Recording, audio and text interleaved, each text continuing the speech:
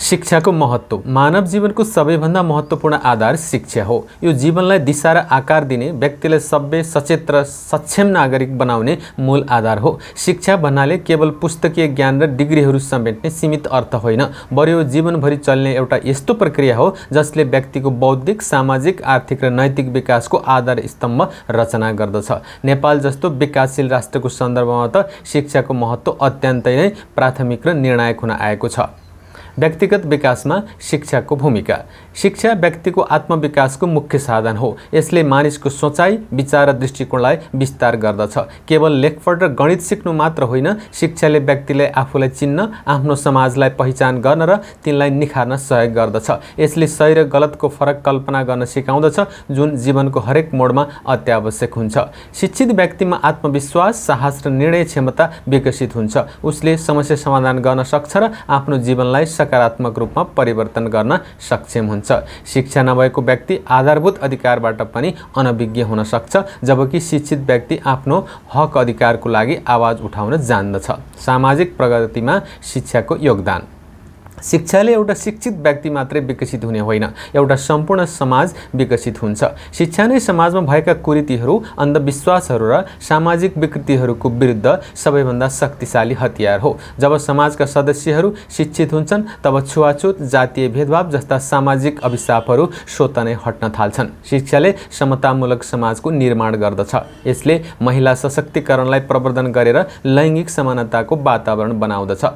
शिक्षित समाजमा स्वास्थ्य चेतना, सरसफाइ र सहकार्यको भावना बढी हुन्छ। यसरी शिक्षा एउटा सभ्य, प्रगतिशील र सुसंस्कृत समाजको आधारशिला हो। राष्ट्रिय विकासको आधार शिक्षा। कुनै पनि राष्ट्रको वास्तविक सम्पत्ति भनेको त्यहाँका मानिसहरू हुन्। यदि त्यो मानव शक्ति शिक्षित छ, दक्ष छ र प्रशिक्षित छ भने राष्ट्र विकासको बाटोमा अग्रसर हुन्छ। शिक्षा नै त्यो मूल मन्त्र हो जसले देशलाई कुशल डाक्टर, सिपालु इन्जिनियर र रचनात्मक वैज्ञानिक, दूरदर्शी नेता र इमानदार प्रशासकहरू दिन्छ। शिक्षित नागरिकहरूले देशको अर्थतन्त्रलाई मजबुत बनाउँछन्, कृषि, उद्योग, व्यापारलाई नयाँ मोड दिन्छन् र राष्ट्रिय एकताको भावनालाई अगाडि बढाउँछन्। नेपाल जस्तो देशमा प्राकृतिक सम्पदाको भण्डार छ, त्यसलाई सदुपयोग गर्न शिक्षित र दक्ष मानिसहरूको आवश्यकता पर्दछ। आर्थिक स्वावलम्बन र शिक्षा।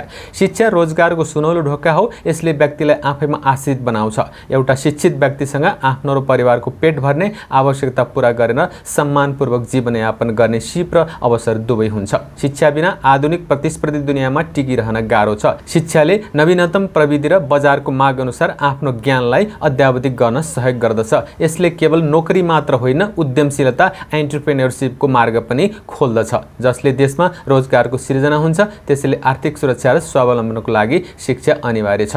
नेपालमा शिक्षाको अवस्था सन्तोषजनक छैन। ग्रामीण क्षेत्रहरूमा अझै पनि शिक्षाको पहुँच सीमित छ। विशेष गरी बालिका, दलित र आदिवासी जस्ता समुदायहरू शिक्षामा पछि परेका छन्। स्कुलहरूमा पुस्तक र शिक्षाको अभाव, शिक्षाको खराब गुणस्तर, रोजगारको अभावले गर्दा युवाहरूमा निराशा छ। तर यी चुनौतीहरूलाई पनि शिक्षाको माध्यमले नै हटाउन सकिन्छ। सबैको लागि गुणस्तरीय शिक्षाको पहुँच सुनिश्चित गर्नु आजको समयको ठूलो आवश्यकता हो। प्राविधिक तथा व्यावसायिक शिक्षालाई प्रोत्साहन गरेर युवाहरूलाई रोजगारपरक बनाउनु पर्दछ। यस प्रकार शिक्षा भनेको मानव जीवनको मेरुदण्ड हो। यसले व्यक्तिलाई आत्मविश्वासी बनाउँछ, समाजलाई सभ्य बनाउँछ र राष्ट्रलाई समृद्ध बनाउँछ र अर्थतन्त्रलाई मजबुत बनाउँछ। शिक्षा भविष्यको लागि यस्तो एउटा लगानी हो जसले व्यक्ति, समाज र राष्ट्र सबैलाई जीवनभर फाइदा पुर्याउँदछ। त्यसैले आफ्नो परिवारको, समाजको र देशको उज्जवल भविष्यको निम्ति सबैले शिक्षाप्रति गम्भीर हुनुपर्दछ। शिक्षा नै सबै समस्या समाधानको बाटो हो र सबै प्रगतिको मूल कुञ्जी हो। शिक्षित व्यक्ति, शिक्षित समाज र शिक्षित राष्ट्र नै विश्वमा आफ्नो गौरवशाली पहिचान बनाउन सक्छन्।